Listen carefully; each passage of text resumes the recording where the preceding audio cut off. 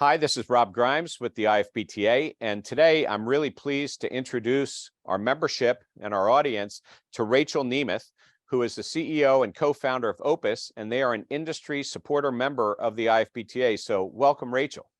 Thanks for having me. So Rachel, I know you have a varied background, and it's always interesting to figure out when somebody's doing something a little bit different, which I guess I'm speaking ahead of time here, indicating you might be a little bit different in your approach.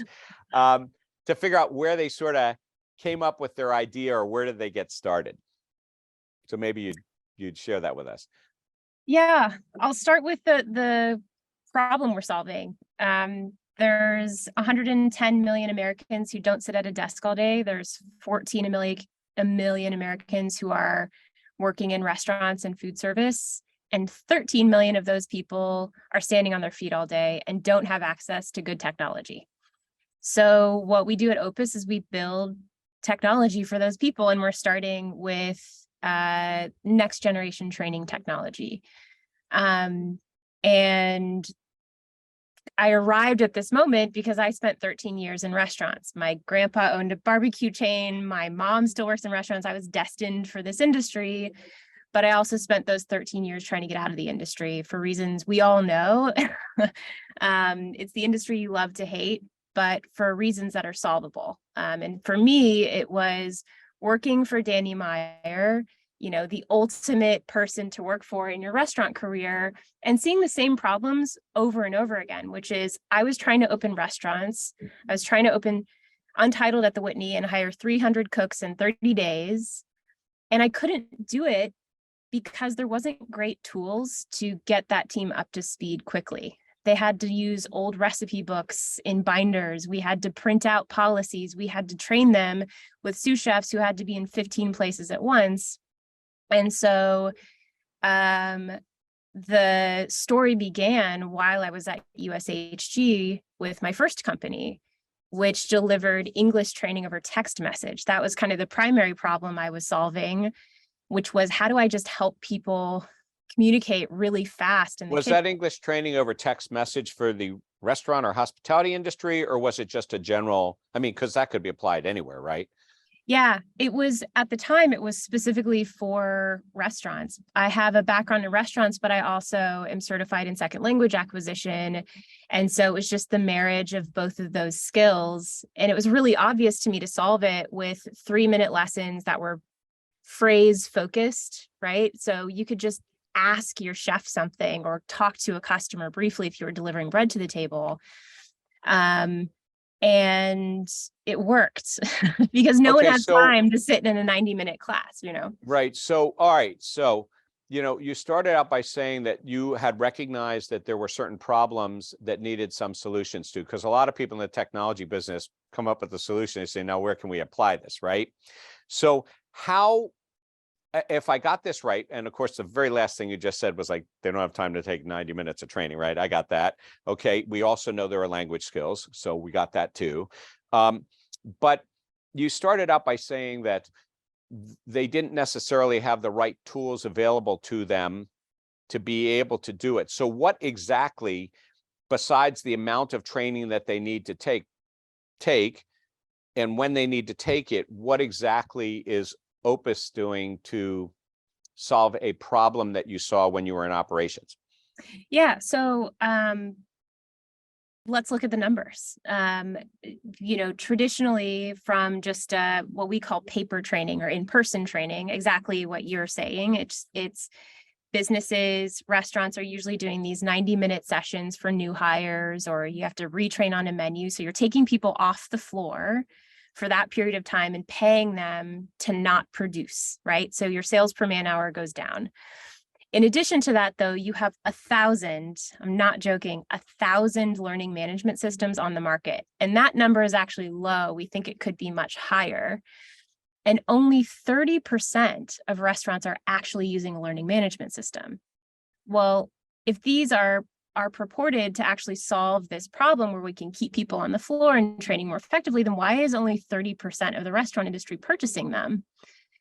Well, the problem is that they're completely inaccessible. They're email based, they're desktop based, they only train in English, and they end up being just basically websites that house information. So they're not really solving the problem we need to solve.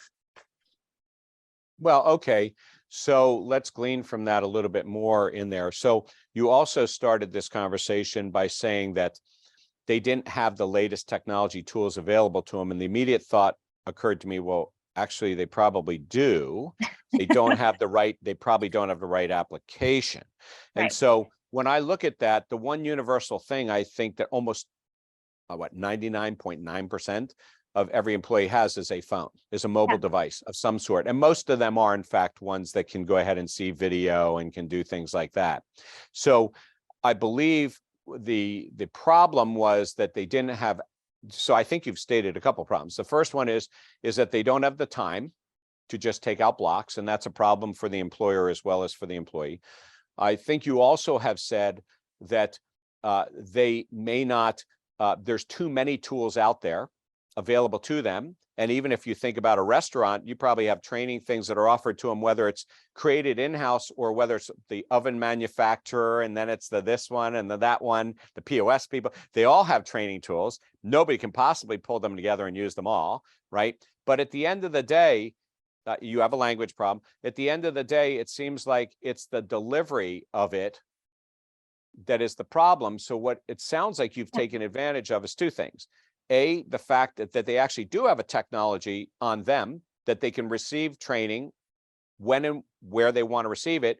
And then you are taking it to the next level of saying, let's put it in small bits and bytes, bytes that they can handle and in a format that they can use on something that they have to bring that together. But is that sort of a good synopsis of that? Yeah, that's exactly right. So the way we solved that inaccessibility problem is through software that took advantage of the one thing that everyone owns now.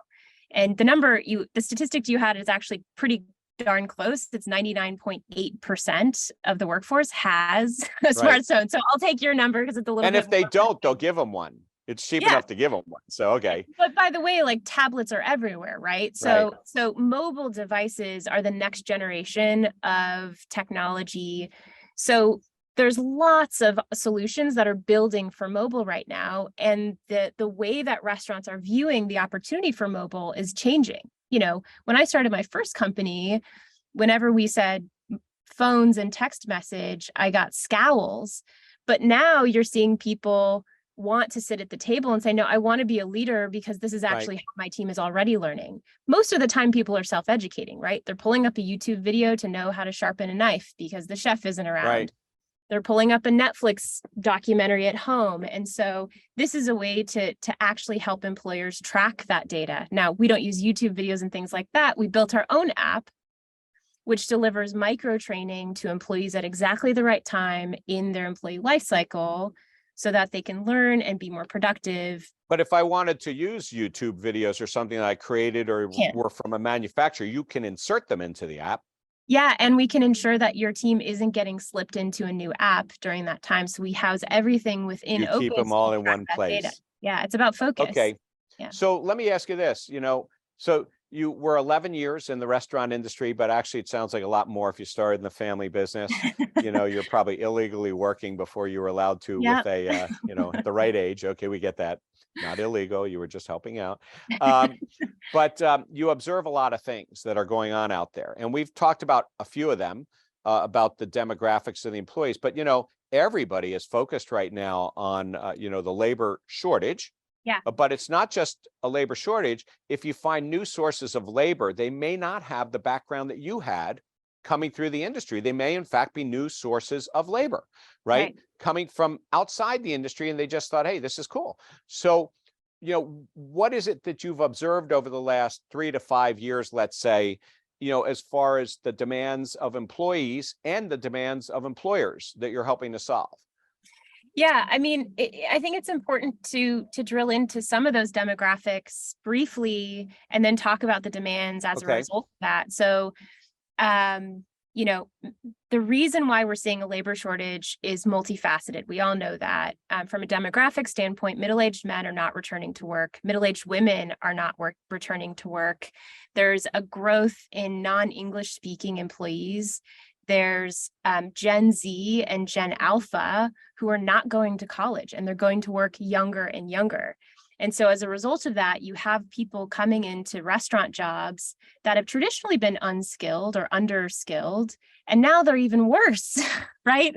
Because on top of that, people are switching from industries because of the COVID shakeup. And so as a result of that, you can only expect for demands to change when people have had exposure to different experiences, right? So if you switch from manufacturing and you've been paid $18 an hour, and you go to a restaurant that's paying $11 an hour, but maybe the labor is higher, you're working harder, what have you, you might expect a workforce to be shifting what they're asking for.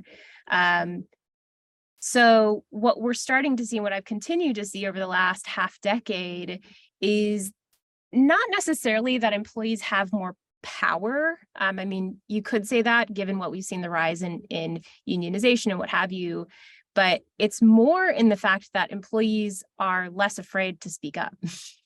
And so in addition to that, when you have social media and all of these pinpoints that are focusing on the employer and saying, what are you doing about it? Federal laws are changing, all of the labor is going up. There becomes this pressure to change how you work with or work beside your employees. We see this all the time where we ask people, why did you choose Opus? The first answer is, well, I need to train my people fast. Like, I don't have time to pull them into the home office. But the second reason is, I want to be an employer of choice. I want to help develop these people into working, functioning humans in the workforce. When, you have a 16-year-old kid who's eager to learn, you should give them the tools to do that. We greatly appreciate what you're doing for the IFBTA and our tech camps and certification. I know we're going to do some new rounds, and it's been a good delivery tool for us. So we are experiencing ourselves as a customer, so to speak, and a user of it. And we appreciate, the support, of you joining, the IFBTA, and you've already sort of said why, but we do, think the same way as to where things transition. So I just want to thank Rachel Nemeth, again, the CEO and co-founder of Opus and one of the industry supporters of the IFBTA, and really appreciate both the support and what you're doing in the industry to help people move forward. Thank you so much, Rob. It's been a pleasure, and we're just enormous fans of what you're building at IFBTA. It's been incredible to be a part of this community and excited about what the future holds. Great. Thank you.